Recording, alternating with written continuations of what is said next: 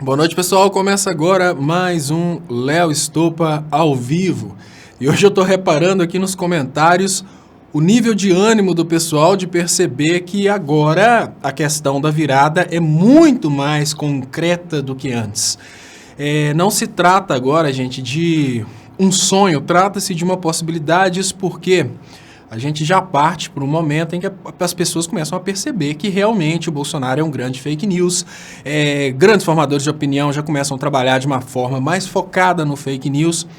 E agora, mais do que nunca, a gente tem condições de virar. Lembrando que agora o Ibope já indica praticamente a mesma coisa que indicava quando ele falava que o Aécio ia ganhar da Dilma, e no final das contas a Dilma ganhou. O que significa que, na realidade, nas urnas, o Bolsonaro já pode estar perdendo, mas agora é um momento de todo mundo trabalhar de uma forma bem sincronizada e continuar trabalhando contra o fake news, trabalhar exatamente sem nenhuma mentira contra o Bolsonaro, porque se tem uma arma poderosíssima para derrubar a campanha do Bolsonaro, é a verdade. Eu queria agradecer muito vocês, queria pedir vocês para ajudarem compartilhando para a gente aumentar o alcance. Quem estiver aí assistindo pelo Facebook, eu gostaria de falar com vocês o seguinte: no YouTube eu tenho uma qualidade de transmissão bem maior, eu dou prioridade à qualidade de transmissão aqui no YouTube, então se você estiver assistindo no Facebook, venha participar com a gente aqui no YouTube.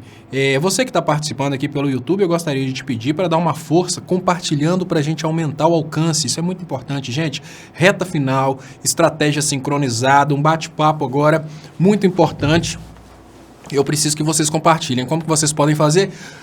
Nas descrições desse vídeo tem lá o link que você pode copiar e colar nos grupos de WhatsApp, nos grupos de Twitter, copiar o link dessa transmissão, colar aí nas suas redes sociais, Facebook, Instagram, seja lá onde for. Hoje a gente precisa usar todos os recursos que a gente tiver. Deixa eu já colocar aqui os primeiros comentários da noite, como eu faço sempre. Deixa eu buscar lá o primeirão que está lá em cima. Eu vou agradecer sim esse superchat que chegou. Eu vi que passou um superchat correndo aqui, eu vou agradecer também. Giovana Faustino fala um olá, Léo. Ibope já mostrou uma queda do bolsolixo na pesquisa. Queda do Bolsonaro e aumento na rejeição do Bolsonaro. Gente, se a rejeição do Bolsonaro aumentou, é porque as pessoas já estão percebendo que ele é uma mentira. A pergunta que a gente tem que se fazer nesse momento é o seguinte: será que se o Bolsonaro conseguir ser eleito, porque ele está trabalhando tudo em cima de mentira, será que se ele continuar essa brincadeira dele de querer ser presidente através de mentira, será que ele se sustenta? Porque se foi tudo mentira, Bolsonaro vai cair, né? Queria agradecer, passamos de 1000 pessoas assistindo, já coloquei aqui o indicadorzinho aqui de número de pessoas assistindo. Deixa eu agradecer também Soraya Pessoa, boa noite, companheiros. Rodrigo Alvarenga, Salvador. Léo, quais as reais chances temos? Dá ou não dá para ganhar do Bozo? Olha, as chances são extremamente reais e a gente só precisa trabalhar sincronizado. Olha, eu sou um cara que eu acredito muito que várias mensagens importantes foram deixadas pelos grandes gênios que passaram por nós. E o Raul Seixas falou uma coisa muito interessante, que eu nunca vi uma música se encaixar completamente com a realidade de hoje, como essa Por Quem os Sinos Dobram. Nunca se vence uma guerra lutando sozinho. Talvez o que a gente precisa é entrar em contato com toda essa força contida que vive guardada. O eco de suas palavras não repercute em nada. Isso é muito importante, só que ele não para por aí. É sempre mais fácil achar que a culpa é do outro. Evita o aperto de mãos de um possível aliado. Então hoje o mais importante é deixar os problemas para trás, não tentar bater de frente com o cara que estava enganado e trazer para o nosso lado todo mundo, até o ex-eleitor do Aécio, o ex-eleitor do Bolsonaro, aquela pessoa que ficou lá desesperada, lutando com... Gente, muito inteligente, é muito inteligente nesse momento deixar as diferenças de lado dentro da esquerda. É sempre mais fácil achar que a culpa é do outro. Isso se encaixa muito com a gente. Por quê? A turma do PT fica brigando falando que o Ciro teria que apoiar. A turma do Ciro fica brigando falando que o PT atrapalhou o Ciro no primeiro turno. Gente, agora a luta é uma só. Nós estamos do mesmo lado de uma guerra Indiferente de quem está certo e quem está errado, nesse momento é só a união que consegue derrubar essa possibilidade aí do Bolsonaro ser eleito. E eles estão aproveitando essa fragilidade nossa, da gente estar brigando, a esquerda com a esquerda, em ilhas brigando, a turma do Ciro brigando com a turma do PT. Hoje tem muitas pessoas aí que são... assim, eu também sou Ciro, eu sou Haddad, eu sou Ciro porque eu sou nacionalismo, gente. Então, o fato de hoje eu estar lutando pelo Haddad não significa que eu não sou Ciro, não significa que eu sou contra o Ciro. Uma coisa completamente incoerente as pessoas do Ciro ficarem simplesmente julgando na cara do PT. A culpa é do PT, tinha que ter apoiado o Ciro. Olha, dentro dos partidos políticos é um samba desgraçado que eu falo com vocês com toda a sinceridade. É uma coisa muito complexa, muito mais complexa do que a gente pode imaginar. E hoje não se trata de punir o PT, e eu falo isso em especial para o eleitor do Ciro, que ficou decepcionado. Hoje não se trata de punir o PT porque o PT não apoiou o Ciro. Isso é muito importante. Hoje trata-se de não punir a população brasileira com o Bolsonaro na presidência porque ficamos revoltados com uma determinada circunstância. Isso não é inteligente. A gente precisa trabalhar junto, a esquerda, porque, gente, olha... as perdas podem ser grandes demais. A gente pode perder muita coisa nesse período e é hora de deixar as diferenças de lado. É sempre mais fácil achar que a culpa é do outro. Porém, evita o aperto de mãos de um possível aliado. E olha, ninguém acredita. Convence as paredes do quarto e dorme tranquilo, sabendo no fundo do peito que não era nada daquilo. Coragem, coragem. Se o que você quer é aquilo que pensa e faz, coragem. Eu sei que você pode mais. Raul Seixas era fantástico, com certeza, e como ele foi eternizado aí pelo poder da gravação de áudio, pelo poder do que ficou gravado a respeito dele, ele conversa conosco hoje, da mesma forma que ele conversava com o povo naquele tempo de conflitos tão grandes na política. Hoje, deixar os problemas de lado, a gente vira essa situação aí. Salomão Cavalcante, o bagulho tá tão doido que o Frota virou político e o Dória virou ator pornô. Olha, eu vou trazer para vocês aqui só rapidinho, aqui volto no Salomão, dispara na rejeição de Bolsonaro, abre espaço para virada de Haddad. Gente, tecnicamente falando, e eu queria agradecer que acabamos de passar de 1.500 pessoas assistindo simultaneamente. Pessoal que estiver no Facebook, se a qualidade estiver ruim aí, clica no link na descrição desse vídeo, venha participar com a gente. Aqui no YouTube, transmissão aqui, tá em Full HD, dá para ver todos os comentários. Olha, pessoal, a disparada na rejeição do Bolsonaro é a percepção do povo, que o povo está sendo feito de besta. Eu vi foram vários, isso é muito importante, tá, gente? Todo mundo tem um certo alcance. Se você gravar um vídeo, se seu vídeo tiver 30... Olha, gente, vocês não têm noção da importância de acreditarmos em nós mesmos. Quando eu comecei a gravar meus vídeos, eu vinha de uma carreira de fazedor de vídeos para a internet, os meus vídeos tinham 300 visualizações no máximo. Eu lembro que eu fiz um vídeo criticando a utilização das religiões para fazer política, que eu mostrei exatamente aquela música de John Lennon e tal. Foi um vídeo que eu demorei mais ou menos umas 2 semanas para fazer, pesquisa e tal. O vídeo teve 300 visualizações, eu fiquei frustrado, falei, não, na verdade eu fiquei feliz naquela época, né? Mas eu pensei, pô, mas tem tanto vídeo bobo aí que faz... O mais importante não é o vídeo ter milhões de visualizações, é ter visualizações. Se vocês começarem a gravar o vídeo de vocês mandando as mensagens, um vídeo seu pode mudar um voto. Você já parou para pensar? Isso parece pouca coisa. Mas se cada pessoa conseguir mudar um voto, o Bolsonaro ele vai ser humilhado nessa eleição. Então o que é importante nesse momento? Claro que é muito bom que formadores de opinião, igual a gente tem essa foto aqui com cantores importantes do lado do Haddad, da Manuela, mas é muito importante que todo mundo se entenda como formador de opinião. Você é importante. Não é só um Caetano Veloso, não é só um Chico Buarque, não. Todos nós somos importantes. O que significa que se você gravar um vídeo, você vai alcançar alguém. E mais importante ainda, aquela pessoa, aquele formador de opinião, se ele gravar um vídeo, vai alcançar alguém. Eu vi vários pastores evangélicos, inclusive um pastor que foi eleito o deputado mais bem votado da Bahia, fazendo um trabalho agora de desconstrução do fake news do Bolsonaro. Ele falando, olha, eu não acredito que eu participei daquele fake news de uma pessoa que está fazendo uma campanha toda baseada em mentira e agora eu quero desfazer isso. O que é o importante? O importante nesse momento é o seguinte, persistir no erro é burrice.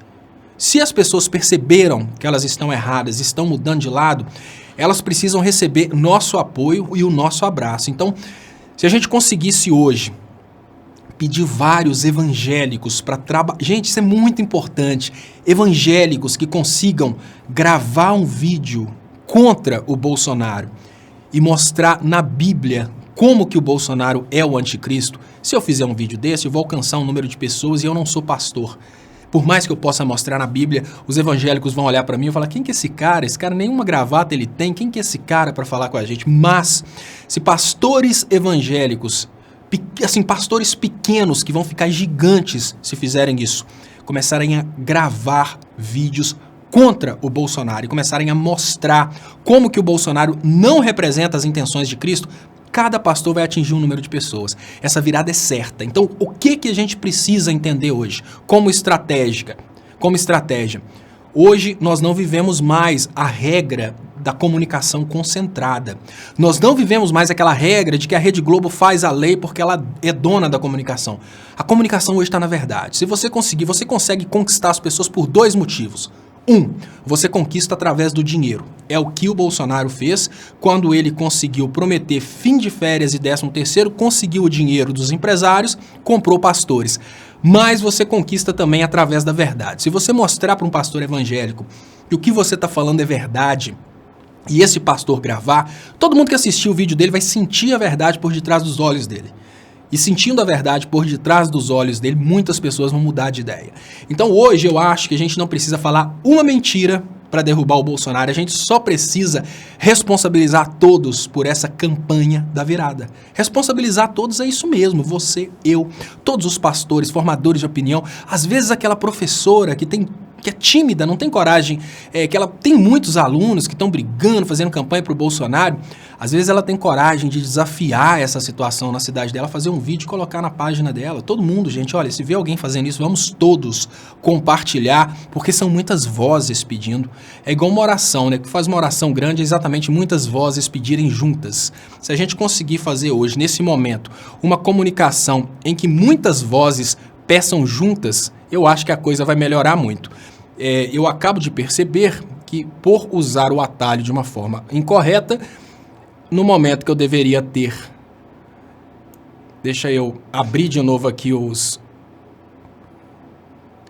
chats, que no momento que eu deveria ter realmente aberto o chat aqui para vocês verem os superchats que chegaram, eu fechei a janela. Mas eu vou conseguir... A gente vai tomando tombo, a gente vai tomando cor aqui da tecnologia, mas eu queria aproveitar então para agradecer muito vocês. Eu vou comentar sobre a pesquisa, vou comentar sobre os efeitos da pesquisa, vou comentar também sobre o efeito do crescimento da rejeição. E eu queria lembrar você que está assistindo pelo Facebook que a qualidade de transmissão é bem melhor aqui no YouTube. Agora eu estou colocando de volta a janelinha dos comentários, porque eu fechei, abri bate-papo em outra janela. Aqui o programa é todo feito a duas mãos, é essa e essa. Então, de vez em quando eu tomo cor, eu opero o programa aqui. Inclusive, eu vou estar acabando essas eleições, eu quero ver se a gente consegue fazer uma grande estrutura de comunicação na esquerda. Então, todo mundo que quiser virar comunicador, esse canal meu, eu vou começar a disponibilizar videoaulas para que vocês aprendam como fazer um programa como esse que eu estou fazendo. Olha, pessoal, deixa eu agradecer os 2 superchats que chegaram aqui. Eu vou começar por esse aqui para que ele não caia. Estou meio perdido aqui agora, eu vou crescer aqui, estou acabando de colocar, é do Danilo, deixa eu crescer aqui, Danilo. Léo, não tem como o PT se comprometer publicamente a não lançar candidatura em 2022, caso eleito agora? Analisem bem, pois o problema do MTS é ódio, de muitos é ódio ao PT. Olha, Danilo, deixa eu te falar, a primeira coisa que as pessoas precisam entender é o seguinte: eu não sou nem filiado ao PT, e nem conheço, digamos que, a estrutura diretora do PT. Eu sou uma pessoa que trabalha dentro das minhas convicções. Às vezes as pessoas acham que porque eu estou defendendo a candidatura do Haddad e defendi bastante a candidatura do Lula, eu seria uma pessoa lá de dentro do PT. Eu não sou de dentro do PT, faço muitas críticas, principalmente, eu vou te falar com toda a sinceridade, se eu fosse do PT, eu teria obrigado o PT a fazer um trabalho de valorização dos comunicadores na internet para não perder tantos comunicadores para o Bolsonaro igual a esquerda perdeu. Hoje temos vários comunicadores aí que estão do lado do Bolsonaro exatamente porque o PT não soube valorizar esses comunicadores. Eu fiz a minha pós-graduação eu fiz uma pós-graduação que o trabalho de conclusão critica exatamente a comunicação do PT. E por incrível que pareça, uma pós-graduação que eu fiz há 4 anos atrás, quase, criticando uma eleição de prefeito que aconteceu há 6 anos atrás, em que o PT foi derrotado porque não observou a importância de se adequar às novas linguagens da comunicação, que é o que eu estou falando com vocês agora, a importância de todos trabalharmos juntos. E o PT tem muito isso de contratar um super diretor de cinema, colocar uma câmera muito cara e tal. A mesma crítica é o que fez o PT nessa reta final entrar aí em dificuldade. Olha, eu tô falando há 3 anos, gente, o PT precisa trabalhar contra os grandes fake news. E eles realmente menosprezaram o poder do fake news. E eu tenho falado, olha, os pilares da campanha do Bolsonaro são as mentiras. Se o PT não destruir as mentiras agora, depois vai ficar bem difícil. Mas, muito importante, esse difícil não se tornou impossível. Eu só falei isso só para esclarecer. Eu não sou filiado ao PT, não conheço as pessoas do PT. Obviamente eu admiro o Haddad, admiro o Lula, admiro as pessoas que eu vejo que são as pessoas que estão, acima de tudo, trabalhando pelos mais humildes, mas eu não tenho esse conhecimento para falar com o PT, por exemplo, para falar publicamente, para não lançar candidato, e mesmo que eles fizessem isso, eu não assinaria embaixo, gente, porque por detrás de um partido político existem interesses. Então, olha, se vocês imaginarem que a Marina, até no último momento, ela ficou xingando o Haddad, mesmo sabendo que ela estava fazendo campanha para o Bolsonaro, você vê que existem interesses obscuros. Eu queria agradecer muito vocês, porque acabamos de passar de 2.000 pessoas assistindo simultaneamente. Debaixo da logo do YouTube eu coloco as pessoas que estão assistindo, isso porque, obviamente, é um trabalho conjunto nosso aqui, o compartilhamento de vocês que faz a transmissão crescer. Queria agradecer e convidar as pessoas que estão aí no Facebook para clicarem no link que está na descrição desse vídeo e virem participar com a gente aqui no YouTube. Também, no próprio YouTube, na descrição, tem um link que vocês podem colar a transmissão aí no WhatsApp, no Twitter e até mesmo no Facebook. Com isso a gente consegue crescer o alcance da publicação. Vamos lá então para esse superchat da Lucas Camelier. Muito obrigado, Lucas, pelo superchat, que é muito importante para o crescimento dos canais. Ele fala: fala, Léo, assistimos você todos os dias. Eu agradeço de coração, Lucas. Você acha que o Caixa 2 do Coiso ocasionou a sua queda na última pesquisa do Ibope? Você realmente acredita na virada? Primeiro, começando pelo final. Acredito completamente na virada, sempre chama a atenção das pessoas. Se a gente trabalhar de uma forma conjunta, a gente vira, com certeza. E não acredito na possibilidade de virada. Acredito que a virada já está acontecendo. A virada é isso. A virada não é uma virada que acontece com um segundo, não. A virada é um processo em que as pessoas começam a conscientizar. Essa virada vai acontecer de qualquer maneira. O problema é o seguinte: se essa virada acontece depois das eleições, vai ser uma depressão muito grande do eleitorado do Bolsonaro de perceber que foram feitos de bobos. Vocês já pararam para pensar o que vai ser a cabeça de um eleitor do Bolsonaro depois das eleições, quando ele descobrir que o negócio do kit gay era mentira? Quando ele descobrir que ele foi feito de bobo, que aquela mamadeira do kit gay nunca existiu? Então, ou seja, essa virada, ela tá acontecendo lentamente, ela vai acontecer com certeza. Mas eu acredito, sim, que não necessariamente o Caixa 2, mas o fato do Caixa 2 ter sido um dinheiro dado pelas empresas para falar mentira, deixa bem claro que as empresas têm o interesse de mentir para a população, e o Bolsonaro aceitou isso. Quando o Bolsonaro aceitou isso, ele mostrou que ele não é essa negação à política, como todo mundo fala. Ele é simplesmente mais um político como outro qualquer.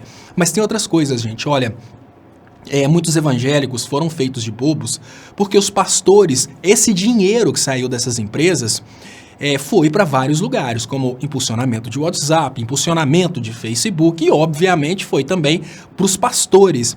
Esses pastores agora, eles começam a passar vergonha, porque depois disso, eles perdem um pouco a autoridade com os clientes, né? Porque o pastor que se vende, ele não tem fiéis, ele tem clientes. O que eu penso nesse momento? Eu penso que sim. A gente está vivendo uma virada, e nesse momento os pastores que perceberem que foram feitos de bobos, os evangélicos que perceberem que foram feitos de bobos pelos pastores, eles precisam imediatamente declarar que eles foram feitos de bobos, assim como fez aquele pastor lá da Bahia, que foi o deputado federal mais bem votado da Bahia, que fez exatamente um trabalho nesse sentido. Olha, Não acho certo um presidente ganhar através da mentira. Se o cara tá mentindo agora, imagina o que ele vai fazer depois. Então tudo isso influenciou. Edir Carvalho Moura, meu Deus, estou orando para proteger nossa nação. Bolsonaro não, Haddad sim. Muito obrigado, Edir Carvalho Moura. Muito obrigado, 420 pessoas assistindo agora pelo Facebook, eu tô vendo aqui. E lembrando você que está assistindo pelo canal do Estopa, Dilma Resistente, ou então por uma das minhas páginas pessoais, Facebook Leonardo Estopa ou Leonardo Michel Estopa. Se a qualidade estiver ruim por aí, venha participar com a gente no YouTube. Eu faço uma transmissão nesses canais exatamente para que as pessoas saibam que a transmissão está acontecendo. Mas a melhor qualidade é aqui no YouTube. É uma forma de espalhar a transmissão para todo mundo. Eu agradeço muito se vocês aí no Facebook compartilharem para a gente aumentar o alcance. Agradeço muito você que está aqui agora no YouTube. Estamos aqui com 2.124 pessoas assistindo no YouTube. Eu agradeceria muito se você, além de compartilhar, se você curtisse essa publicação. Aqui no joinha que está aparecendo aqui, ó, a gente consegue ver que a gente tem 772 pessoas. Aqui, porém, tem mais de 2.000 assistindo, ou seja, alguém está assistindo aí sem ter curtido. E sem curtir, a publicação não chega no topo. Muito obrigado, Edir Carvalho Moura. Sim, é possível a virada. A gente consegue virar com inteligência e trabalho conjunto. Erba Vida. O Haddad não percebe que a única coisa que pode forçar o Bozo a comparecer aos debates é questionar sua frágil heterossexualidade. Já era para ter mandado um ado a ado. Quem não vai em debate é viado. Olha, Erba Vida. O que está acontecendo é o seguinte. Eu vou falar sobre isso. Eu já vi, eu acho que foi, não sei, alguém já comentou isso ontem, só que eu não cheguei a ler, passou muito rapidinho, mas eu percebi. Alex Rosa, você esqueceu de entrar em contato comigo. Tirou foto ontem do meu contato, deixei também seu message. Olha, Alex, é porque a coisa aqui acontece muito rápido, mas será que tem jeito? Será que tem jeito de eu te mandar uma mensagem agora? Como é que eu vou fazer? Eu vou te ser bem sincero, viu, Alex?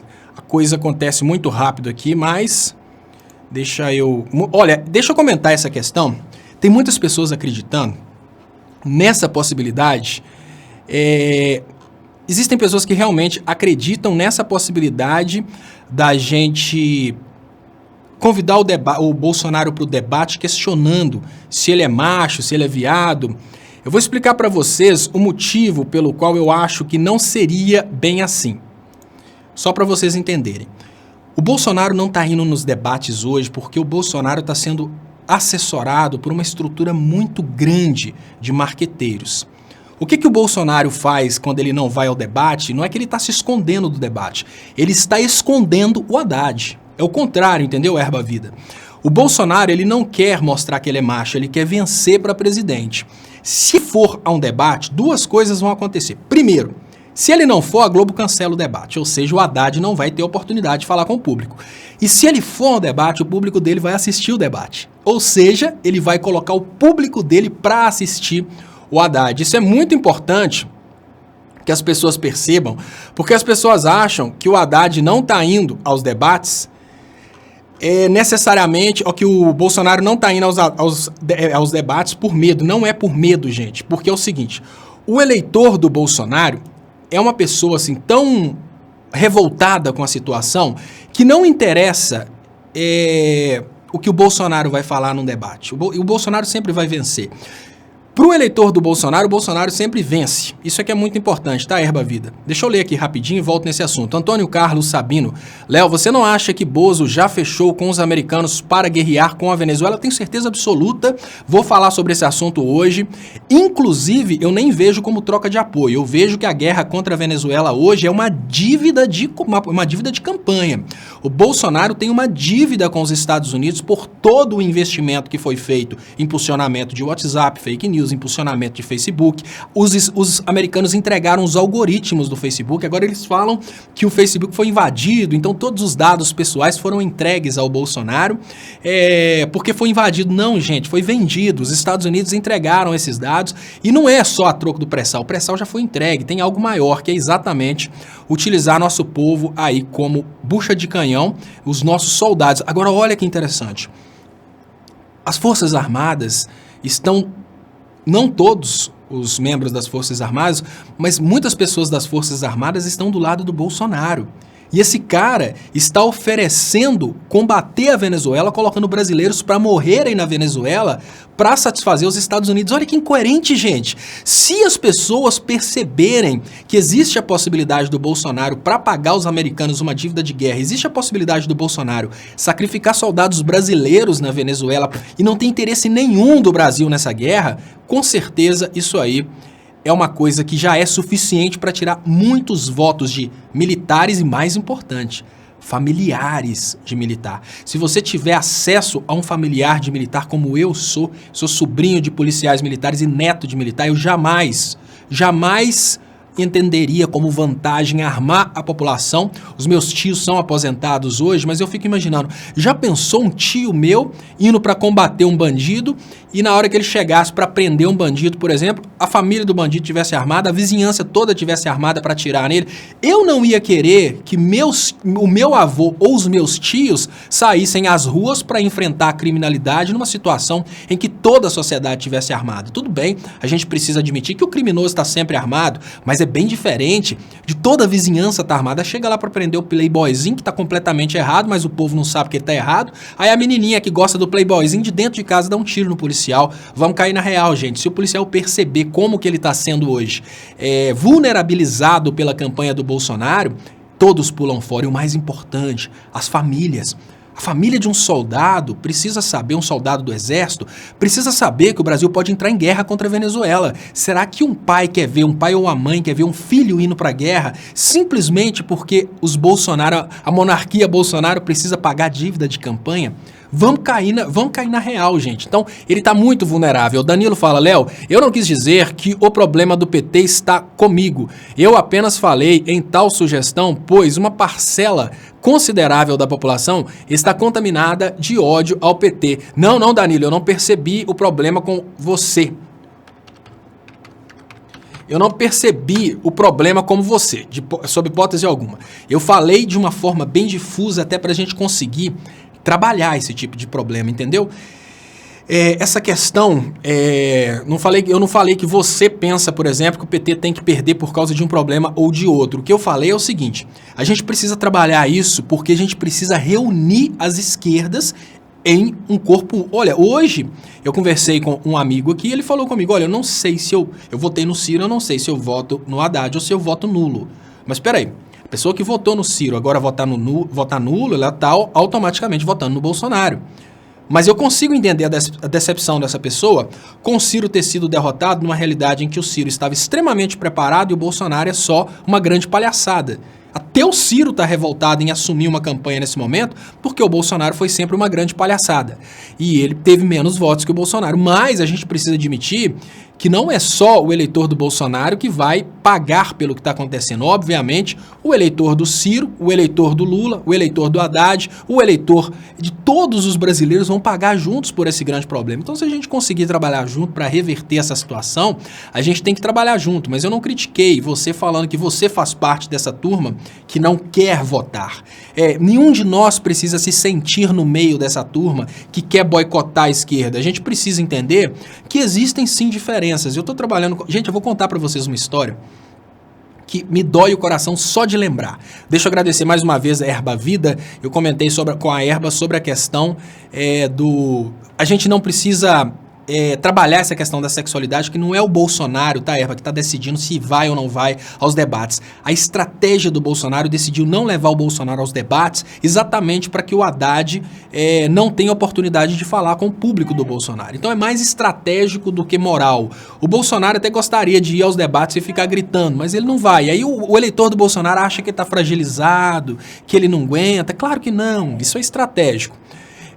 Deixa eu trazer para vocês aqui, pessoal. Eu vou trazer para vocês uma coisa que eu vivi no primeiro turno e eu falo com vocês com toda sinceridade. Eu vivi isso e senti na pele o que é a falta de compreensão de espaço social e de ideologia política. Eu conheço vários comunicadores e eu estava numa realidade... Olha, isso é muito triste, tá, gente? Isso é muito triste. Eu estava numa realidade em que eu estava falando com as pessoas, um grupo de pessoas que trabalham hoje na comunicação da esquerda, todos nós conversando, eu falei, olha, sob hipótese alguma, eu acho interessante falar do Ciro. Não vamos atacar o Ciro. Por quê? Atacar o Ciro é uma coisa extremamente imbecil. Primeiro, no segundo turno, a gente precisa estar junto. Falando isso com um cara que era a favor do PT e de vez em quando atacava o Ciro e mais um monte de pessoas participando. E isso foi muito frustrante para mim, porque eu vi como que o que eu falei não valeu nada. Eu tô falando assim, olha, não podemos atacar o Ciro. Primeiro, o eleitor do Ciro gosta do nosso trabalho, ele vai ficar decepcionado se a gente atacar o Ciro. O problema do Ciro com o Lula é o problema do Ciro com o Lula e não o problema do Ciro com a gente. Isso é muito importante. Se o Ciro tem um problema pessoal lá com o PT, o problema dele é com o PT. A proposta dele pra gente é uma proposta coerente. Isso tudo eu falando lá na hora. E mais, quando você ataca o Ciro, você está desrespeitando muitos seguidores que você tem, porque você é uma pessoa nacionalista, progressista de esquerda. Você tem seguidores do Ciro também. Não tem por que você atacar o Ciro de graça se a gente tem Alckmin, se a gente tem Bolsonaro, se a gente tem toda essa turma aí de pessoas que realmente querem o entreguismo, querem acabar com o Brasil, vocês vão ficar falando do Ciro. A maior frustração que eu tive, e realmente eu falo com vocês, é muito difícil, que foi o seguinte, assim que eu acabei de falar isso, uma das pessoas pegou o telefone e ligou para uma autoridade do mundo negro, dos negros, e perguntou se uma determinada colocação do Ciro era racista, porque ele queria aproveitar essa brecha para meter o pau no Ciro. Ou seja, eu fiquei uns 15 minutos falando que não era interessante bater no Ciro, que o Ciro faz parte do time. Eles estavam brigando entre eles, mas não com a gente, os dois candidatos representando o nacionalismo. E olha, eu quase chorei para explicar que a gente não podia assumir, sob hipótese alguma, esse posicionamento de ficar batendo em pessoas da esquerda, porque no final das contas somos todos um grande time. E na hora que eu acabei, depois de 15 minutos pelejando para explicar que isso não era inteligente, a pessoa me pega o telefone e vai ligar para outra para descobrir uma vulnerabilidade para xingar o Ciro.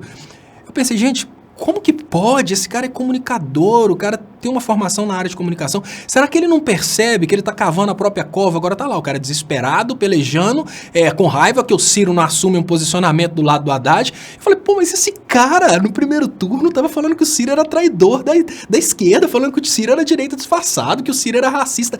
Agora ele tá desesperado que o Ciro não... Mas, sinceramente...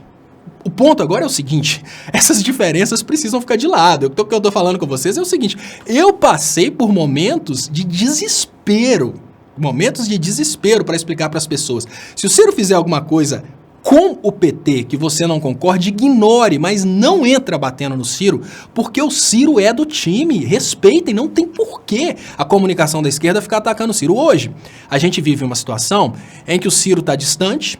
Muitos eleitores do Ciro acabaram ficando decepcionados e esses eleitores do Ciro são as pessoas que a gente precisa nesse momento.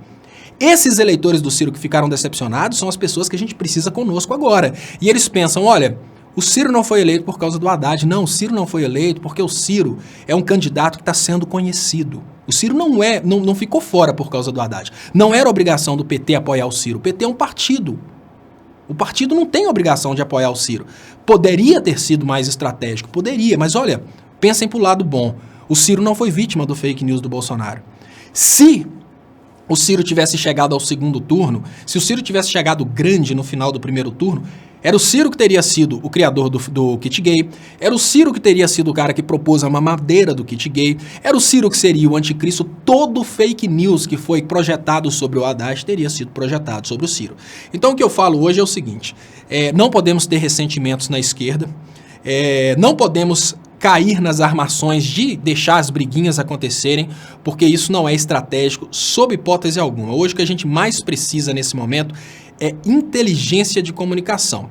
Deixa eu ver se eu consigo falar aqui, que eu estava falando, passou o superchat do Jefferson Taborda. Jefferson, muito obrigado, desculpa eu não consegui colocar na tela, porque eu estava tentando concluir a importância da gente deixar as diferenças para trás. Além de disparar rejeição, Bolsonaro também perdeu 7% de votos dos evangélicos. Olha que interessante. O interessante não é o Bolsonaro perder os 10%, os 7% de votos dos evangélicos. O mais interessante é imaginar que esses evangélicos estão se libertando. O que significa que são dois detalhes que a gente precisa comemorar. Primeiro, os evangélicos perceberam que o pastor falou mentira.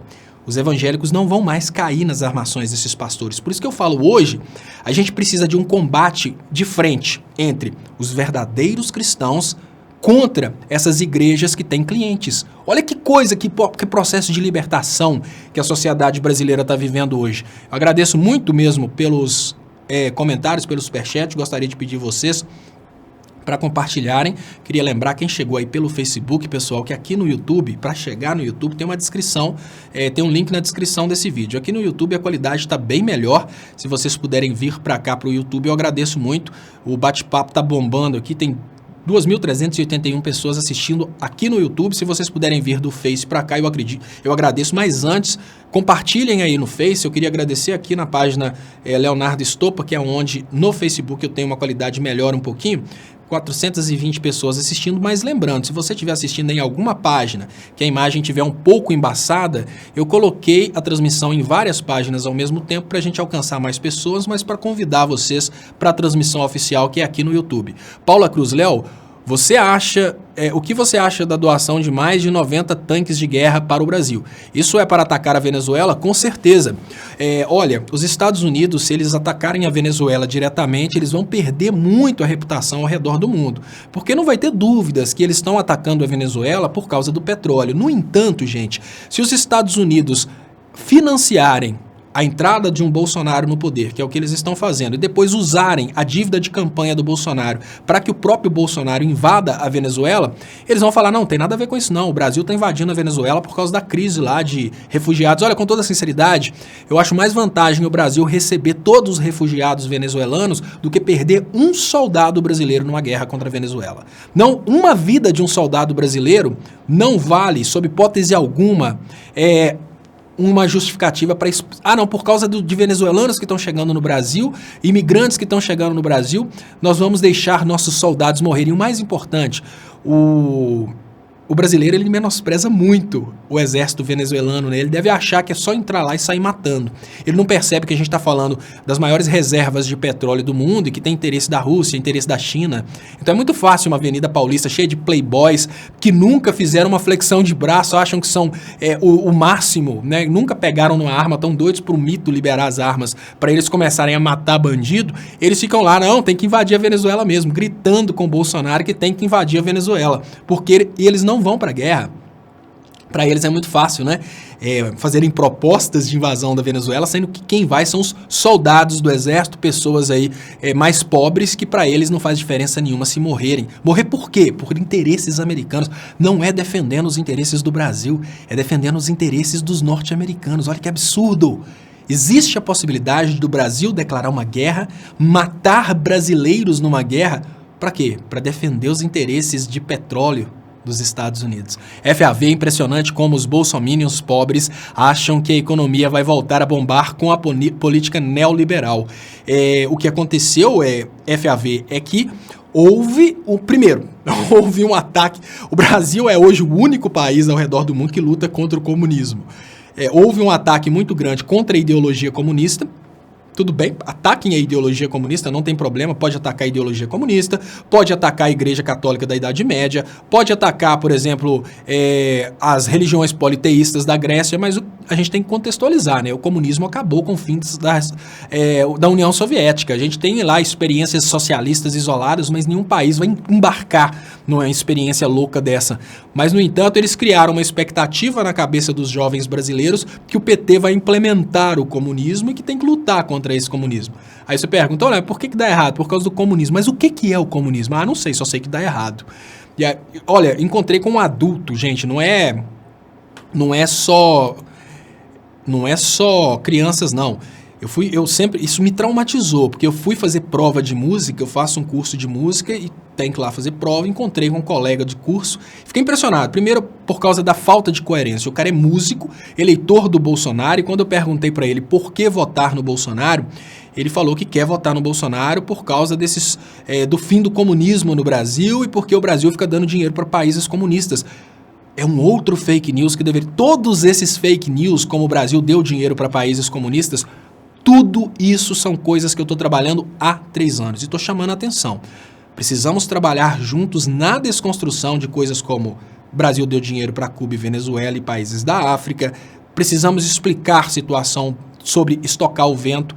O maior erro do PT foi ter deixado a Dilma ser atacada sozinha.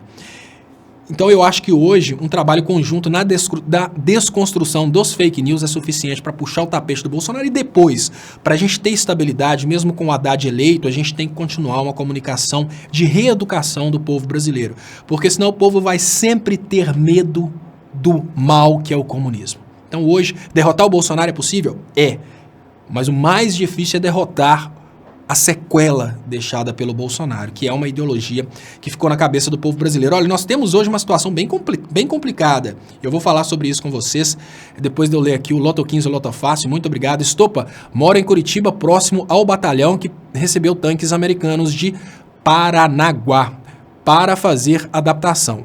Operação de guerra. Nunca vi nada parecido, fico alerta.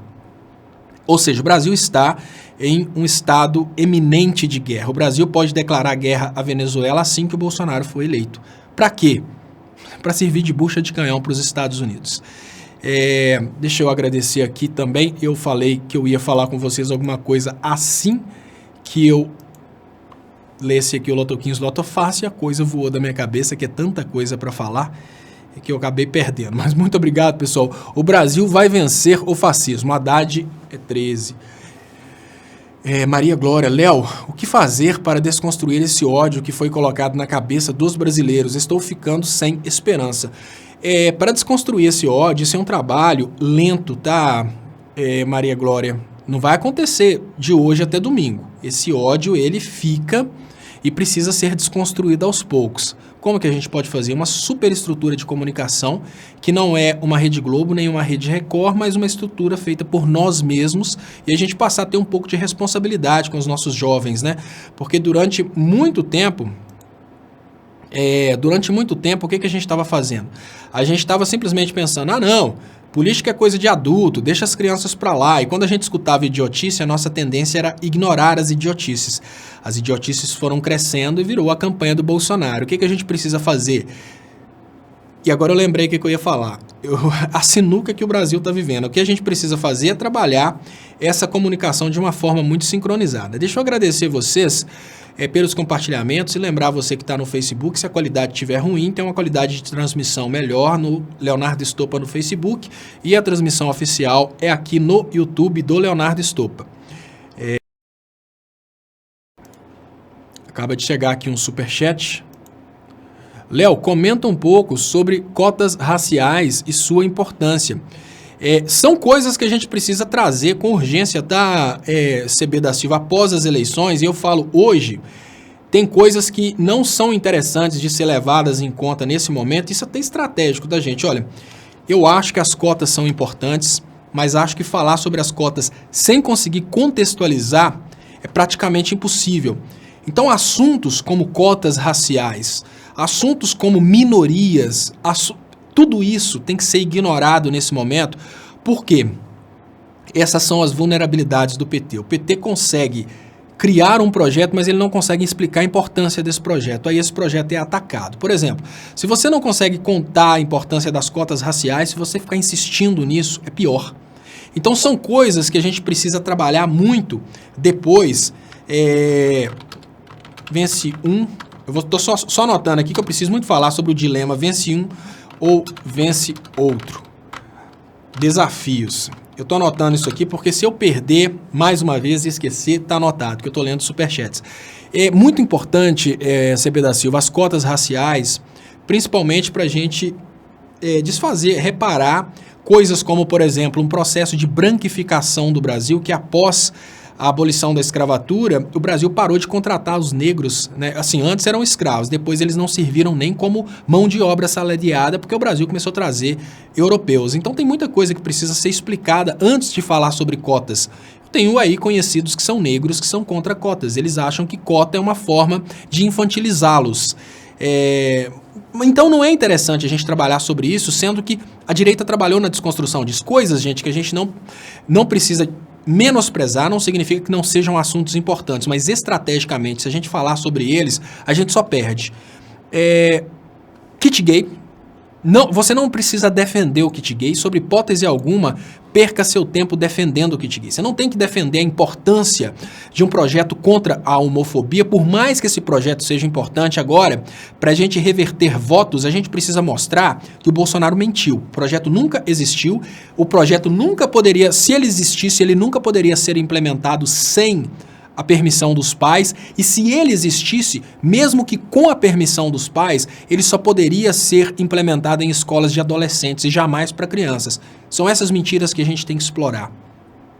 A gente não tem que tentar mudar a cabeça de um homofóbico e explicar para ele que a homofobia faz mal. A gente tem que mostrar para ele que o Bolsonaro mentiu. Tentar lutar nesses últimos dias para tentar explicar para as pessoas a importância do kit gay, tentar explicar para a pessoa o direito de uma mulher de abortar, o que você tem que falar? Olha, você é a favor do aborto? Eu sou contra o aborto. Eu sou contra o aborto. Só que eu acho que o meu direito de ser contra o aborto é menor que o direito de uma mulher decidir sobre o próprio corpo.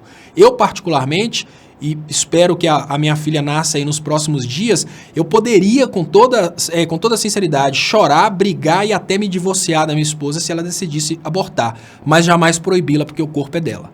É isso que é o detalhe. Mas certamente, se ela decidisse abortar, a gente ia ter um problema muito sério, talvez a gente até separasse, porque eu sou totalmente contra o aborto, mas eu não sou dono dela. Mas, no entanto, a esquerda não soube explicar isso. Então, hoje, uma pessoa de esquerda toma um título de abortista. Quando uma pessoa me chama de abortista, ela me magoa muito, porque eu me imagino matando minha filha. Eu não sou a favor do aborto.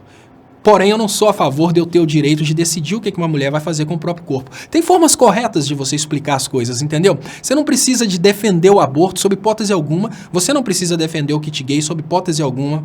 Então, são essas coisas que eu digo que são importantes, mas são as vulnerabilidades que, se você tentar trabalhar demais nesse momento, você não vai conseguir. Você não vai conseguir virar para uma pessoa e explicar sobre a importância de cotas, principalmente se essa pessoa não se sente, se é um negro que não se sente lesado, tem muito negro que nunca percebeu que sofreu preconceito, principalmente se é um branco que acha que o preconceito não existe, principalmente se é um racista. Se é um racista, então não tenta ir por esse lado. Você não precisa tentar brigar hoje a favor de direitos sociais se uma pessoa acha que um Bolsa Família é só para vagabundo. A inteligência hoje consiste em trabalhar contra o fake news do Bolsonaro. Nessa reta final é isso. Tantas mentiras que ele falou que colocou aí a campanha dele extremamente vulnerável. Viagem ao Ponto fala: o que achou de Haddad no complexo do Alemão?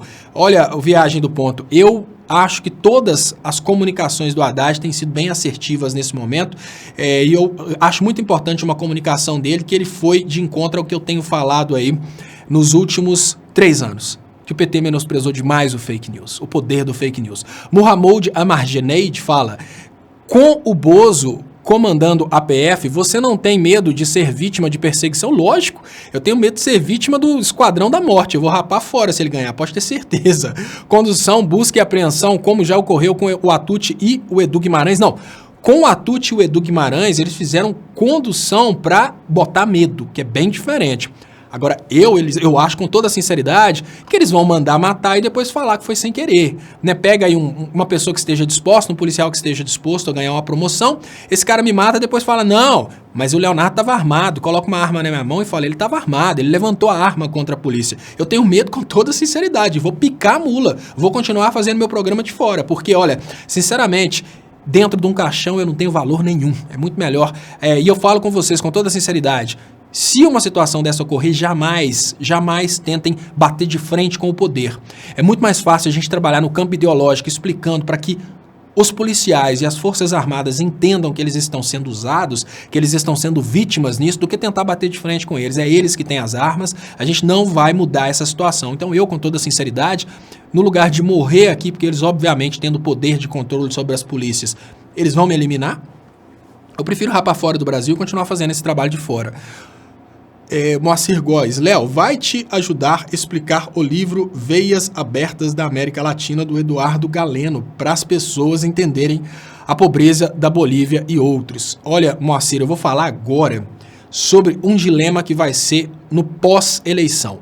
Sérgio Maurício, veja o vídeo do Mercadante no 247, o nome do vídeo é Mercadante desconstrói programa educacional do Bolsonaro. Sérgio Maurício, vou ver e vou compartilhar, tá, pessoal? O Sérgio deu essa dica aí, então Quem for inscrito no meu canal, quem não for inscrito, se inscreva. Quem for inscrito, marca o sininho para receber notificações, porque sempre quando alguém traz uma indicação de vídeo aqui no Léo Estopa ao Vivo, eu compartilho na minha comunidade, vocês recebem a notificação do compartilhamento.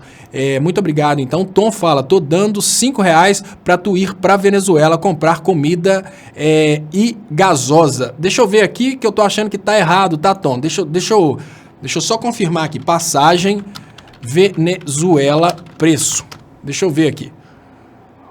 Olha, eu vou colocar para você aqui, só para você ver que tá um pouco fora, né? A sua proposta não pode prosperar, não vai me levar para Venezuela, Tom, com R$5, mas, no entanto, eu garanto para você, tá aqui, R$5.501. Garanto para você que se você mandar um superchat aqui de R$5.501, eu vou fazer o Léo Estopa ao Vivo e o Léo ao Quadrado lá da Venezuela, tá? Deixa eu ver se eu coloco para você aqui, tem várias opções, você pode mandar aqui para mim, R$5.501 é a passagem mais barata, manda para mim que eu vou lá para Venezuela e te agradeço os R$5, mas aí falta um pouquinho ainda. Muito obrigado, Antônio. Creio que a ascensão dos militares na política foi propositalmente influenciada pelo Temer, ou seja, ele deve estar de trás desse movimento militar nas eleições com o Bolsonaro. Olha, Antônio, eu falo até diferente, tenho chamado a atenção das pessoas por isso. O que acontece é o seguinte, nós estamos vivendo o maior golpe da nossa história, que é um golpe triplo. O poder emana do povo, que o representa através das funções que são poder executivo, poder legislativo e poder judiciário. O poder executivo, que é o primeiro que vem no texto constitucional, é o golpista maior, que é o Michel Temer, que deu o golpe na Dilma. O poder legislativo foi o poder que fez o golpe. Ou seja, o golpe contra a Dilma foi um golpe do poder legislativo. O poder judiciário poderia ter impedido o golpe, que na hora que a gente tem uma farra do executivo com o legislativo, uma farra do legislativo, o judiciário bloqueia. O STF não bloqueou o golpe. Então, gente, a gente tem uma situação de um tríplice golpe, um golpe de todas as funções do poder. No momento que esse golpe aconteceu, não é o Temer que colocou as Forças Armadas, Antônio. Exatamente porque o Temer deu o golpe, e esse golpe nasceu do legislativo, e o golpe não foi parado pelo judiciário, as Forças Armadas assumiram o poder. E eu falo, sinceramente, parafraseando o Bolsonaro nesse momento, eu olho hoje para os golpistas, que são tanto o Temer, quanto os parlamentares, quanto o STF hoje, que não é mais Supremo Tribunal Federal, é submisso ao Tribunal Federal, e falo, aceita que dói menos, vocês destruíram a democracia no Brasil, o STF que se omitiu e aceitou o golpe, o legislativo brasileiro que fez o golpe e o executivo que é o golpe. Então, olha, com toda sinceridade, hoje os militares não estão dando golpe, hoje os militares estão controlando os golpistas, que é bem diferente. Os militares não estão numa situação de golpe militar, eles estão sim governando o Brasil após um golpe parlamentar que colocou um executivo golpista no poder e, sinceramente, fez tudo isso sob a tutela do Poder Judiciário. Então, hoje, estão todas as funções do poder aí fragilizadas porque eles deram o golpe. Então, a gente precisa realmente refundar a República. Merlin das Luzes, não seria melhor Bozo vencer, pois sim, um governo PT seria sabotado politicamente com crises estourando. Haverá crise com Bozo? Olha, Merlin das Luzes, muito interessante, eu estou prometendo que eu vou falar sobre um dilema e foi até bom você ter trago esse superchat, porque esse superchat seu ilustra o dilema que eu tenho que falar aqui. Mas eu não sei como é que eu vou fazer para manter, porque o seu superchat já está prestes a fugir. Então, mas enfim, eu tento ver o que é que eu faço aqui para poder manter. Olha só, gente, deixa eu ver se eu consigo duplicar essa tela. Não consigo. Deixa eu agradecer aqui então, Juliano, eu acho que o PSDB e a mídia deram um tiro no pé. E está aí agora um maluco prestes a ser eleito e o PSDB e a mídia totalmente desmoralizado. Foi um suicídio, tá, Juliano? O PSDB achava que estava fazendo a campanha antipetista para que eles chegassem ao poder, só que no momento que o PSDB deu um golpe de Estado, que eu estava falando há pouco tempo, o PSDB deu um golpe parlamentar, colocou um presidente golpista. O judiciário, por ser do PSDB, aceitou o golpe. Todos eles perderam a moral e quem tem a força no final das contas são os militares. Aí os generais falaram, pra cima de nós não, porque você pode enganar o povo do Pato, que foi impeachment. Você pode enganar o eleitor do Aécio, que foi impeachment, mas nós não. Sabemos que foi golpe, e porque nós sabemos que foi golpe, nós não vamos aceitar o golpe. Mas nós não vamos devolver a democracia para o povo, não, porque o povo foi para a rua bater panela para pedir o golpe. Nós vamos governar. E hoje os militares estão governando exatamente por isso. Os militares estão governando porque o povo foi irresponsável ao pedir um golpe de Estado, o parlamento foi irresponsável ao fazer um golpe de Estado, o Temer foi irresponsável ao subir ao poder por um golpe de Estado, e o mais irresponsável de todos, o Supremo Tribunal Federal, foi irresponsável por, mesmo percebendo um golpe de Estado, ter aceito esse golpe de Estado. Muito obrigado, Juliano. É muito importante que as pessoas entendam que hoje os militares estão no poder porque o golpe pediu. Então hoje, se a gente está vivendo uma situação de governo militar, é porque tivemos a turma do pato pedindo um golpe de Estado, o parlamento deu um golpe de Estado, o Temer aceitou trair a Dilma e o STF referendou esse golpe de Estado. Rodrigo Vieira, você encerra muito cedo, prolongue mais um pouco, seu programa é muito bom. Muito obrigado, Rodrigo Vieira. No final das contas, quando chega meia-noite, Rodrigo, que eu tô chegando no final do programa, eu já tô ficando sem voz. Eu gostaria realmente, tô até fazendo uns exercícios de técnica vocal para ver se eu consigo prolongar um pouco mais, mas eu agradeço o carinho, o superchat, agradeço muito mesmo por ter falado que o programa é bom, mas é porque se fosse um programa de entrevistas, eu conseguiria respirar no momento que as pessoas estão falando. Mas como é um programa que eu falo sozinho, quando chega meia-noite eu já tô com a cabeça doendo de tanto falar. Mas eu tô treinando para expandir isso aí um pouco mais. De repente eu consigo trazer para as 10, de 10 à meia-noite, alguma coisa assim. Muito obrigado. 9002 Gui, qual a relação entre os jornais da TV que causam medo, ficando a violência, assassinatos e pouco falam de coisas boas do país? É pelo medo coletivo e esconder problemas maior? Que teoria fala disso? Na Europa há esses jornais? Eu entendi qual que é a sua colocação. A colocação do 9002 Gui é o seguinte, gente. A gente precisa admitir que nós temos um histórico aí de vários anos com sensacionalismo na televisão. Mas, ao mesmo tempo, a gente tem um equilíbrio. Eu acho que, na verdade, 9002 é um nicho de mercado. É 9002 mesmo. É um nicho de mercado. Olha, tem gente que gosta de ficar assistindo Datenas gritando, que não sei o que isso é um absurdo. Outro dia eu tava achando super interessante que o cara tava fazendo o jornal sensacionalista dele, que era a respeito de uma pessoa, de uma família que perdeu 5 membros na favela. Aí o sensacionalismo, a necessidade das pessoas fazerem sensacionalismo é tão grande que o cara virou e falou assim, o que aconteceu com os filhos de Dona Fulana? Eram rapazes trabalhadores. Só pra você ver que na verdade é um teatro, porque como que o apresentador que tá lendo um teleprompter lá na hora sabe que os filhos de Dona Fulana eram rapazes trabalhadores? Não, era um conflito de tráfico, um conflito por posição na venda de drogas e, obviamente, os rapazes estavam envolvidos em alguma coisa, por isso que eles foram eliminados um a um. A gente acredita, sim, que o bandido tem essa tendência de matar um, matar o outro, mas matar uma família inteira é porque tem aí uma rincha muito maior, uma coisa bem maior do que simplesmente serem rapazes trabalhadores. Mas qual que é o ponto que eu tenho aqui? É que tem público para isso. Por exemplo, qual que é a finalidade da Rede Globo apresentar um programa como Big Brother? Porque tem público, a gente não pode culpar. Seria mais ou menos assim, 9002, olha, por que aquele comerciante vende cigarro se cigarro mata? O cara vende cigarro porque tem gente que compra cigarro. Então eu acho que hoje esses programas sensacionalistas a respeito da criminalidade, além deles trazerem um anseio social por ficar assistindo aquela palhaçada, porque eu vou dar um exemplo. A nossa sociedade, ela ignora completamente o canal Futura. Eu fiz engenharia de produção, durante o curso de engenharia de produção, os vídeos indicados eram os vídeos gratuitos que foram exibidos pelo programa, aquele programa lá de São Paulo, como é que chama mesmo? Mas enfim, Telecurso 2000. As pessoas menosprezam programas educativos, menosprezam coisas boas. Às vezes as pessoas chegam perto de mim e falam, seu canal é um lixo, o canal de fulano tem tantos milhões, é lógico.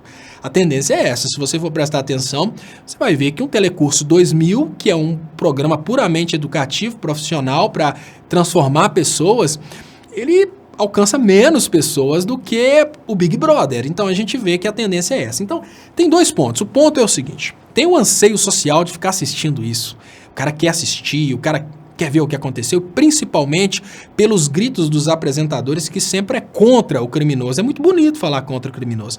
Isso é um absurdo, tem que prender, tem que matar. Esse sensacionalismo dá muita audiência, as pessoas se identificam com isso. Mas lógico que o ponto que você traz ele é muito importante. Ao mesmo tempo em que um programa sensacionalista cria uma identidade da pessoa com aquela ideia agressiva, ela cria também no brasileiro aquele senso de anseio por vingança. A gente mora num país que até pouco tempo atrás não era um país que estava em guerra civil. Hoje a gente pode admitir que a gente está em guerra civil. Mas uma coisa que a gente precisa concordar, gente, é que a gente não tem uma maioria violenta. Quantas pessoas vocês conhecem pessoalmente que são homicidas? Né? Quantas pessoas vocês conhecem que são latrocinas? Quantas pessoas vocês conhecem pessoalmente que são estupradores? O grande problema desses programas sensacionalistas é que eles criam uma expectativa que a maioria do Brasil é assim. E por causa dessa expectativa, que a maioria do Brasil seria homicida, eles criaram realmente essa tendência aí do brasileiro querer vingança a qualquer custo. E a coisa mais frustrante que tem é imaginar que talvez nem o Bolsonaro saiba, mas a prisão de pequenos criminosos é extremamente interessante para o sistema. A prisão do cara que furtou o supermercado, manter aquele cara preso, é muito interessante para as elites. Por quê? No momento em que um pobre vai preso, ele fica preso lá, ocupando o espaço na cadeia. No momento que um rico vai preso, ele chega e já entra com um pedido de liberdade baseado no princípio da dignidade da pessoa humana, porque a cadeia está lotada. Aí o que acontece? O eleitor do Bolsonaro acha que tem que mandar os criminosos para a cadeia para acabar com o problema do crime no Brasil. Mas no momento que a gente manda para a cadeia, e olha, acreditem, isso acontece, mesmo que a gente tenha uma coisa que chama princípio da insignificância, que é a ideia de que o ladrão de galinha não tem que ocupar um lugar na cadeia, aí, apesar da gente ter o princípio da insignificância, podem ter certeza, o delegado bota ladrão de galinha na cadeia e o ladrão de galinha está tirando o lugar de um criminoso perigoso, porque o criminoso perigoso tem dinheiro para pagar advogado. Aí na hora que o criminoso perigoso chega num presídio, o advogado entra com um recurso pedindo para tirar o cara da prisão, porque a prisão não oferece condições para aquele cara continuar preso, por incrível que pareça. Aí você vai na prisão, você vai ver que lá tem, digamos que, sei lá, eu não sei estatística disso não, mas vamos imaginar 60% das pessoas que estão presas, elas cometeram pequenos crimes, tipo, o cara furtou um supermercado. Ô, gente, roubar não é pequeno crime não, tá? É muito importante que as pessoas entendam isso. O pessoal do Bolsonaro publicou um vídeo falando assim, olha, o Haddad falou que vai desencarcerar as pessoas que cometeram pequenos crimes. Aí coloca um vídeo de uma pessoa roubando e espancando a outra. Isso não é pequeno crime, isso é agressão contra a pessoa. Né? Isso é uma lesão corporal, isso é uma agressão contra o ser humano, isso não é pequeno crime. Pequeno crime é quando uma coisa envolve um patrimônio de menor valor sem uso de violência. Então, quando o Haddad fala que vai desencarcerar as pessoas que cometeram pequenos crimes, ele está falando de um cara que entrou no supermercado e roubou um pacote de biscoito e está preso, não faz sentido, até porque nem o delegado precisaria prender, ele podia aplicar o princípio da insignificância, mas não, ele prefere prender o cara porque às vezes o cara chegou lá, falou alto com ele, ele prende o cara. É um cara que chegou e... Roubo, por exemplo, não é pequeno crime. Se um cara apontou uma arma pra você, isso não é pequeno crime. Se o cara te deu um tapa pra te roubar, isso não é pequeno crime. Mas vamos admitir que se um cara entrou numa loja, saiu correndo com uma coisa de pequeno valor, é feio, é furto, não deve acontecer sob hipótese alguma, mas deixar um cara desse ocupando o lugar de um traficante não faz sentido, né? E é exatamente por causa desses pequenos criminosos que ocupam lugar nas cadeias que o grande criminoso consegue sair baseado nesse argumento de que a cadeia está lotada. Esse pequeno criminoso que correu e comprou e roubou um pacote de biscoito que está com fome para levar para a família, ele fica lá na cadeia 6 meses porque não tem ninguém por ele, e toda hora que chega, e tem muitos, cadeia lotada de pequenos criminosos, Toda hora que chega um grande criminoso, ele já chega lá e o advogado nem precisa, o advogado nem olha se a cadeia está lotada, não precisa, ele já faz um recurso para aquele grande criminoso baseado no fato de que a cadeia não oferece condições constitucionais para prisão. Aí o cara sai. E o eleitor do Bolsonaro, ele é tão sem inteligência que ele acha que na hora que ele luta por manter o pequeno criminoso na cadeia, ele está lutando por justiça. Rodrigo Vieira, em um governo Bozo, ficará mais difícil tirar cidadania italiana ou será que isso não será alterado? Quero sair daqui o quanto antes. Olha, Rodrigo, é interessante, tá, pessoal? Eu vou mudar de assunto, falar sobre cidadania italiana. E vou dar uma dica aqui do que é a cidadania italiana, como que ela funciona. Eu prometi falar sobre isso há muito tempo e eu queria pedir vocês para compartilharem para a gente aumentar o alcance. Queria pedir às pessoas que estão assistindo pelo Facebook, se estiver assistindo no Facebook, venha participar com a gente no YouTube. Tem o link nas descrições do vídeo. Se estiver assistindo no YouTube, por favor, compartilhe. Basta você copiar o link do YouTube e colar esse link do YouTube aí nas suas redes sociais, nos grupos de WhatsApp, nos grupos de Twitter. Esse assunto de cidadania italiana é um assunto muito interessante porque hoje, gente, grande parte dos brasileiros, eu não sei estatística disso também não, mas eu sei que grande parte dos brasileiros tem direito a uma cidadania europeia. O Portugal facilitou as coisas, mas a cidadania italiana ela tem uma característica muito interessante, que se você atender os critérios, você pode ser trisneto, pentaneto, tetraneto, seja lá o que for de italiano, que se você atender os critérios, você tem direito à cidadania. E tendo direito à cidadania, você tem direito de morar em qualquer país da União Europeia, você pode ir para os Estados Unidos passear sem visto, então até o coxinha vai querer fazer. O critério de cidadania italiana, Rodrigo, é exatamente a descendência, uma cidadania por sangue, o que significa que se você nasceu no Brasil, mas é descendente de italiano, você tem direito à cidadania. Só que o detalhe é o seguinte, a relação diplomática do Brasil com a Itália pode dificultar as coisas. Eu não acredito que o Brasil vá romper relação diplomática com o resto do mundo. Por exemplo, se o Brasil romper relação com a Itália, que eu acredito que nem o Bolsonaro faria isso, o Brasil, obviamente, não vai ter um consulado ou uma embaixada para você dar entrada no seu processo de cidadania. Se o Brasil rompe as relações com a Itália, você não vai conseguir chegar na Itália, por exemplo, de uma forma tranquila, né, por causa do rompimento da relação diplomática, para aplicar para a cidadania lá.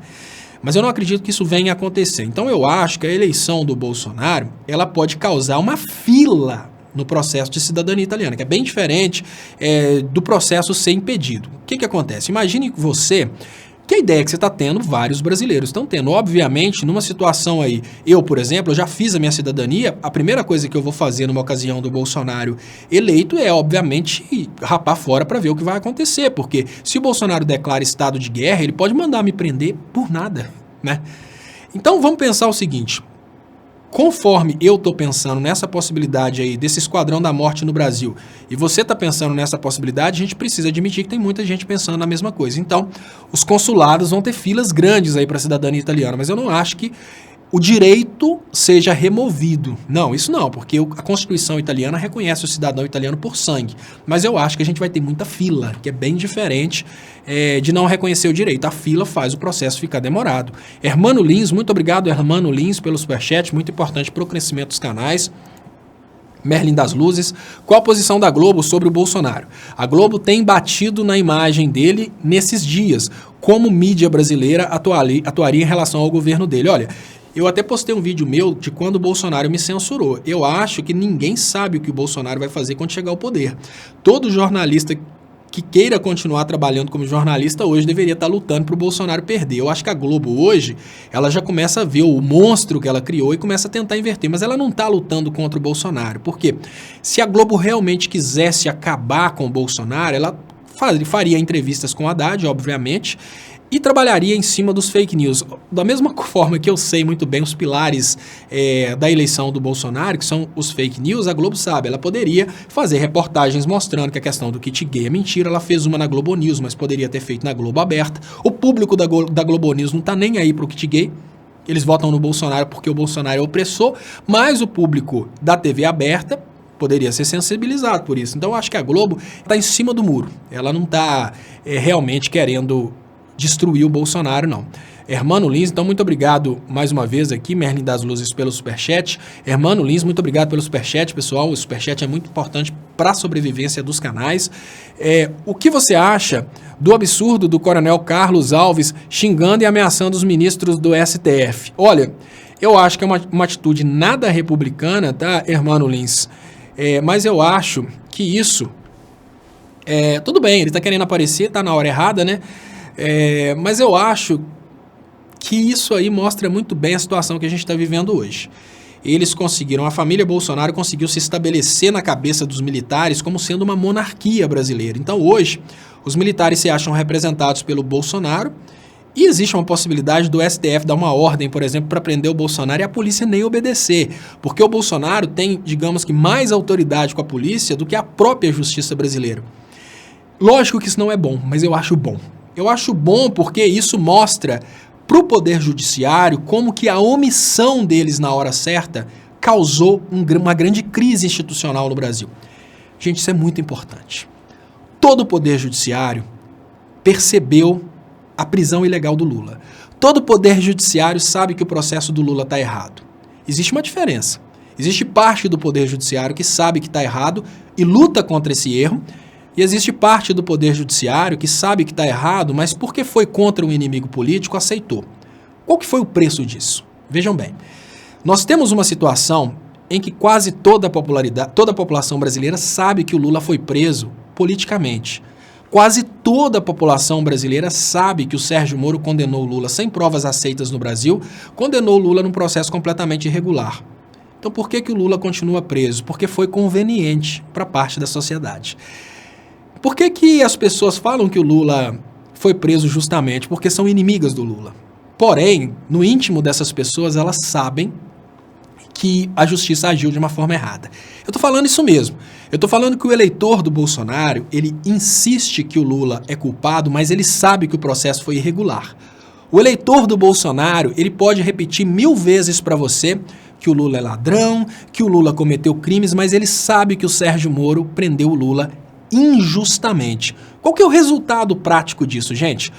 No momento em que a percepção social é de que o Poder Judiciário foi utilizado para fazer uma prisão política, mesmo que o cara concorde com essa prisão, o Poder Judiciário para ele perde a moral. Vocês entenderam? Olha, mesmo que o cara quisesse o Lula preso, quando ele percebeu que o Poder Judiciário prendeu o Lula sem provas, ele percebeu que o Poder Judiciário não faz justiça, ele percebeu que o Poder Judiciário realiza sonhos, que é bem diferente. O que acontece? Acontece que hoje toda a sociedade brasileira perdeu a crença no Poder Judiciário. A sociedade brasileira que se viu atingida pela prisão do Lula, a sociedade brasileira que se viu atingida por um Poder Judiciário que só prende PT, ela revolta-se com o Poder Judiciário e, por causa disso, ela não acredita mais na justiça. A sociedade brasileira que se viu representada pelo Poder Judiciário, ela considera o Poder Judiciário como uma instituição que realizou os sonhos políticos dela, ou seja, ela considera o Poder Judiciário como sendo uma instituição que prendeu o Lula, mas sabe que o Poder Judiciário prendeu o Lula de uma forma injusta. Sabe qual que é a relação que a direita tem com o Poder Judiciário? É a mesma relação que um cliente tem com uma prostituta. A relação de que, olha, aquilo está à minha disposição, mas aquilo não faz parte da minha vida. Por incrível que pareça, gente, olha, a direita vê hoje a justiça brasileira não como um órgão que está lá para fazer justiça, mas um órgão que vai realizar os desejos dos mais ricos de qualquer maneira. Então, por que a direita não vê o Poder Judiciário como um órgão que faz justiça? Mais um órgão que está à disposição dos ricos, assim como um cliente vê uma prostituta. Por que a esquerda brasileira percebe no Poder Judiciário um instrumento dos ricos para realizarem seus desejos sobre os pobres? O Poder Judiciário perdeu a reputação para toda a sociedade. Tanto a direita que se viu realizada com a prisão do Lula, mas sabe que foi ilegal, quanto a esquerda que ficou revoltada com a prisão do Lula. Qual que é o resultado disso? O Poder Judiciário não tem mais autoridade sobre grandes personalidades como os Bolsonaros. O Poder Judiciário hoje, ele pode tomar tapas na cara, porque se a gente tiver uma ordem da justiça para prender um Bolsonaro, as polícias não vão acatar. Porque os policiais sabem que a justiça não faz justiça. Os policiais sabem que a justiça simplesmente dá ordens, só que hoje, acima da justiça, existem as ordens dos Bolsonaro. Claro que isso não é bom, mas isso é uma coisa que a gente precisava passar, exatamente para que as instituições percebessem a necessidade do mantenimento da moral. Me parece que não tem essa palavra dentro do Brasil, talvez eu tenha ouvido de alguém que fala espanhol. A necessidade de se manter a moral e a reputação das instituições. No momento que a justiça achou que estava satisfazendo os direitistas, rasgando a Constituição para prender o Lula, ela estava fazendo o papel daquela prostituta que se vende. Ela nunca será admitida como a esposa, mas como a prostituta que está lá sempre que o cara quiser pagar. Porém, a justiça perdeu também a esquerda, que foi a parte prejudicada desse lado. Hoje a justiça completamente sem reputação, ela pode continuar prendendo o PT. Se a justiça quiser prender o Haddad, ela prende, mas ela não prende o Bolsonaro. Entendeu? E o Bolsonaro sabe disso. E é exatamente porque ele sabe disso que ele se aproveita disso. Ele pode fazer caixa 2, ele pode usar fake news, ele pode ameaçar o STF, tanto ele quanto os seus apoiadores. E qual que é o problema disso? Insegurança jurídica. Nós perdemos uma importante instituição para o Estado, que é o Poder Judiciário. O Poder Judiciário acabou. Então, hoje, com toda a sinceridade, eu não vou falar que eu acho bom, mas eu acho merecido. O Poder Judiciário foi desmoralizado, assim como aquela menininha que paga de bacana, que fala que é a melhor da história, mas no fundo, todo mundo sabe que ela é melhor até que apareça um camaradinha com um carro lá muito carinho para que ela se derreta, né? Ou seja, ela não procura reputação, ela não procura moral, ela não procura uma pessoa compatível, ela procura o poder aquisitivo. A justiça brasileira é percebida dessa forma. E não sei se vai ser possível, pelo menos no meu tempo de vida, mudar essa percepção. Eu volto a falar, aqueles que viram o Lula preso por essa justiça e bateram palma para a justiça prendendo o Lula, não enxergam que foi feita a justiça, eles percebem que a justiça foi comprada. Aqueles que foram atingidos pela pela prisão do Lula, percebem que essa justiça comprada não representa a sociedade. No final da fritada dos ovos, ninguém acredita na justiça. Uns sabem que ela está à disposição, basta pagar. Outros também sabem que ela está à disposição, mas eles não têm dinheiro para pagar. Essa é a diferença da percepção da esquerda e da direita a respeito da justiça brasileira hoje. Então, quando o Hermano Lins pergunta o que você acha do absurdo do coronel Carlos Alves xingando e ameaçando os ministros do STF, a culpa é dos ministros do STF.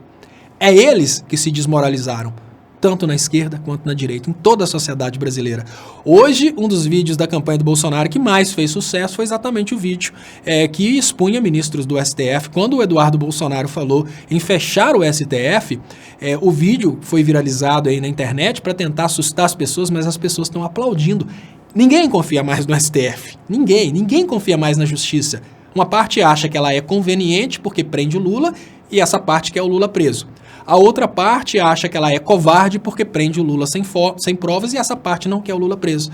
E aí a gente pode expandir para todas as decisões. Gente, o mesmo ministro do STF que antes defendia as normas de direitos internacionais com valor supralegal no Brasil, chega e faz depois um pronunciamento contra uma decisão da ONU a respeito dos direitos políticos do Lula.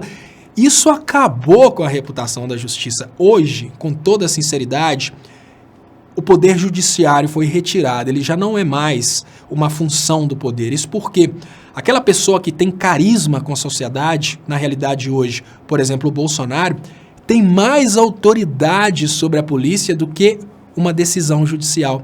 A gente precisa de coisas diferentes para mostrar do que as duas decisões favoráveis que o Lula teve foram simplesmente ignoradas pelo delegado da Polícia Federal.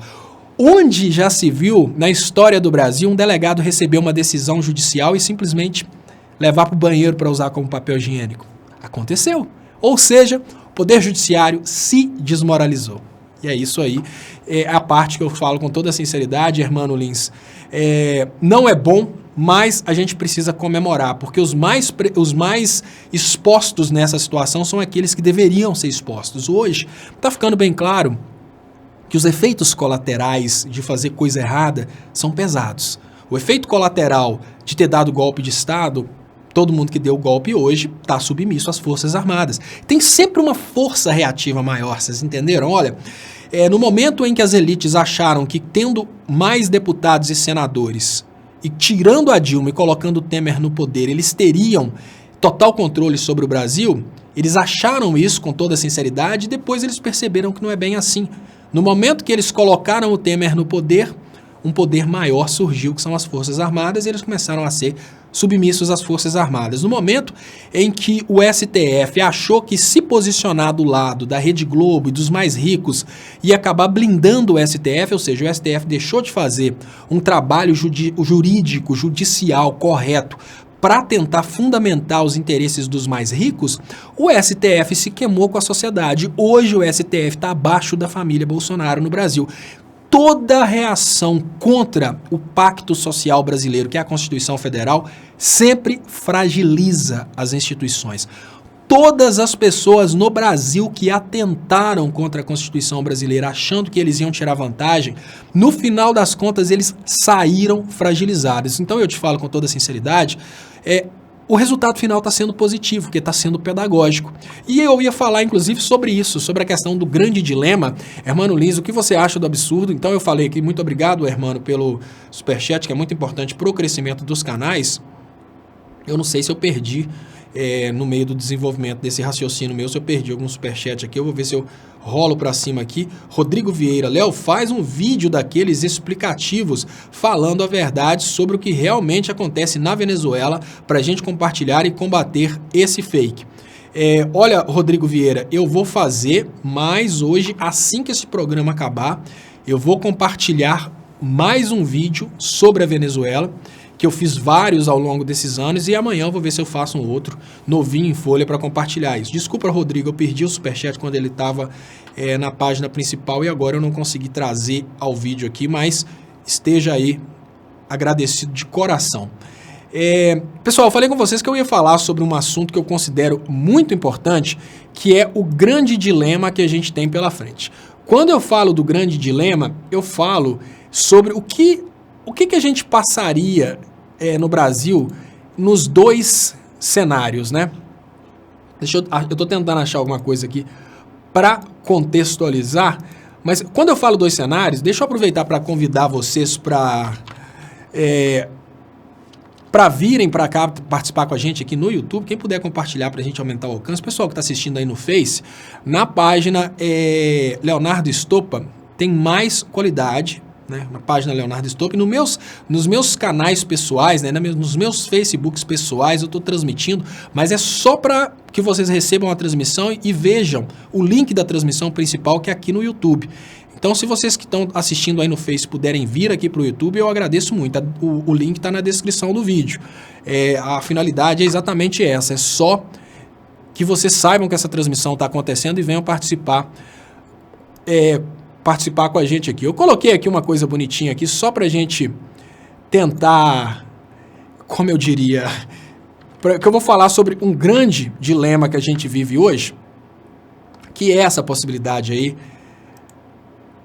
da gente tá mal de qualquer maneira. O que eu quero dizer para vocês? Se correr o bicho pega, se ficar o bicho come. A gente está vivendo hoje um grande dilema na política brasileira. Tanto o Haddad quanto o Bolsonaro vão enfrentar uma situação bem difícil. O fake news colocou no poder talvez o parlamento mais estranho, né, que a gente poderia ver no poder. A Dilma, por exemplo, ela perdeu aqui em Minas por causa do fake news, ela estava em primeiro lugar, o Suplicy perdeu em São Paulo, o que significa que hoje a gente não tem uma política representativa. A gente não tem uma representação da vontade do povo nessas eleições. Isso porque a vontade do povo ela acabou ficando estranha, né? Por causa do fake news. E não tem como voltar atrás, porque dificilmente eles cancelariam as eleições por causa desse fake news, até porque o fake news ajudou quem tem dinheiro, ou seja, ajudou a direita. Vamos pensar o seguinte, se o Haddad for eleito, ele vai ter que enfrentar um parlamento extremamente de direita. Se o Bolsonaro for eleito, ele vai ter que enfrentar aí as promessas de campanha que são todas impossíveis. Então, todos os candidatos têm uma dificuldade muito grande quando chegarem ao poder. Veja bem, gente, eu vou falar com vocês uma coisa que é muito estranha, mas olha só. Tanto o Bolsonaro eleito quanto o Haddad eleito, a gente tem vantagens e desvantagens. Qual que é a melhor vantagem do Bolsonaro ser eleito? Por incrível que pareça, se o Bolsonaro for eleito, a gente tem uma vantagem, que é o eleitor do Bolsonaro sossegar o facho. Se o Bolsonaro for eleito, ele chegando ao poder, ele vai mostrar que ele não pode fazer absolutamente nada daquilo que ele está prometendo. O eleitor do Bolsonaro, que está hoje muito bravo, fazendo confusão nas ruas, ele vai enfiar o rabo entre as pernas e voltar como cão arrependido. Tem até a festa da vizinhança do Chaves, quem quiser conhecer aí o poema do cão arrependido. Lá vem o cão arrependido com as suas orelhas fartas e seu osso roído com sei lá o que e o rabo entre as patas. É muito importante a gente admitir que é bem difícil explicar para o eleitor do Bolsonaro que o sonho Bolsonaro não traria prosperidade. Talvez ele precise sentir isso na pele. É quando a gente fala, olha, é muito difícil explicar para a pessoa. O Matrix fala, é muito difícil explicar o que é a Matrix. A pessoa precisa viver a Matrix. Então a gente tem uma vantagem se o Bolsonaro for eleito. O eleitor do Bolsonaro vai ver que o Bolsonaro não é nada disso, o Bolsonaro é mais um político. Aí o eleitor do Bolsonaro abaixa o facho. Mas vamos imaginar, né, que agora a gente está lutando para isso, a gente vai conseguir virar e o Haddad vai ser eleito. Com o Haddad eleito, a gente tem uma dificuldade muito grande. O eleitor do Bolsonaro continua sendo o mesmo eleitor do Bolsonaro de sempre. O cara que quer lutar contra o comunismo, o cara que vai perturbar o Haddad o tempo todo, o cara que vai fazer protestinho falando que as urnas foram fraudadas. Isso é uma situação bem complexa, porque esse cara vai perturbar a democracia brasileira e pode ter certeza que o Bolsonaro vai usar esse cara para perturbar a democracia brasileira e perturbar o governo do Haddad.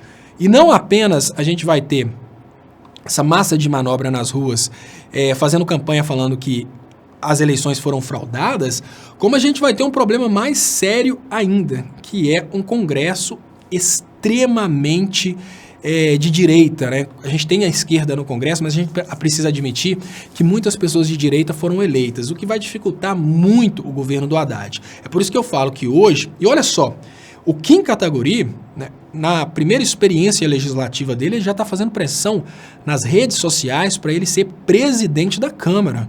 Só para vocês terem uma ideia. Não duvidem, eu não duvido nem da capacidade dele de ser presidente e tocar, obviamente, as pautas liberais que ele foi eleito para tocar, e nem acredito na impossibilidade. Ele tem capacidade para isso, apesar da ideologia dele ser totalmente contrária à nossa. Ele tem capacidade, um opressor é muito, digamos que, um opressor como o Kim Kataguiri, uma pessoa que se posiciona contra as pessoas mais pobres e a favor dos ricos, ele é muito incentivado pelo poder financeiro. Não duvidem que normalmente o cara que é eleito presidente da Câmara é o cara que consegue mais patrocinadores para comprarem os deputados, tá, gente? Para que ninguém aqui fique iludido pensando que um presidente da Câmara é eleito porque ele é mais bonito ou porque é o melhor. Não, é o cara que tem mais poder para buscar dinheiro dos empresários para comprar os deputados. Não duvidem dele ser eleito. Se ele for eleito, obviamente, e o Haddad for eleito, ele vai segurar todas as pautas do Haddad para prejudicar o governo do Haddad. Isso é natural. E aí, a possibilidade de referendo revogatório, essas coisas todas tornam-se impossíveis. Então, olha, numa eventual eleição do Haddad, a gente tem que ter uma parceria nas redes sociais bem grande para mostrar para o povo, olha, o Haddad está tentando aprovar aí um projeto tal que é bom para a população e esse projeto está agarrando na Câmara porque os deputados tais estão evitando que esse projeto vá à frente, que é o que faltou com a Dilma. Se durante o governo da Dilma, se a gente tivesse todo um trabalho na esquerda para mostrar como que os deputados e senadores estavam prejudicando a Dilma não teria caído, porque o que eles fizeram? Primeiro sufocaram o governo da Dilma, ou seja, ela foi eleita, tudo que ela tentava fazer a Câmara bloqueava, para depois falar que ela não fazia nada. É mais ou menos assim, olha, eu vou lá, te dou um carro. Depois que eu te der o carro, eu jogo a chave fora, para depois falar que você não sabe dirigir, por isso que você não saiu com o carro. Foi exatamente isso que aconteceu no governo da Dilma. Deputados e senadores não deixaram a Dilma governar e depois espalharam a ideia que a Dilma é burra e não sabe governar. O que aconteceu? Até eleitores da Dilma acreditam nisso hoje. A gente tem hoje pessoas que acreditam piamente que a Dilma conseguiu governar no primeiro mandato, mas não sabe governar no segundo. A gente tem eleitores do PT que falam, olha, o Lula é muito bom, mas a Dilma é burra.